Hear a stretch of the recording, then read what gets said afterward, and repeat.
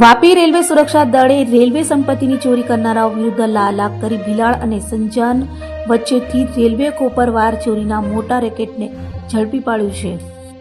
પશ્ચિમ રેલવેના ઉચ્ચ અધિકારીઓના માર્ગદર્શન હેઠળ ઇન્સ્પેક્ટર આશિષ તિવારી અને તેમની ટીમે હાથ ધરેલા સર્ચ ઓપરેશન દરમિયાન 6 આરોપીઓની ધરપકડ કરવામાં આવી છે.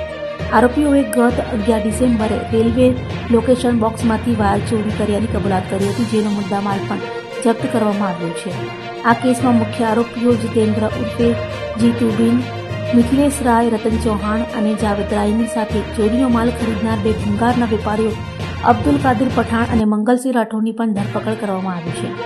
જ્યારે મુખ્ય આરોપીઓને સુરતની અદાલતના આદેશથી જેલ હવાલે કરવામાં આવ્યા હતા.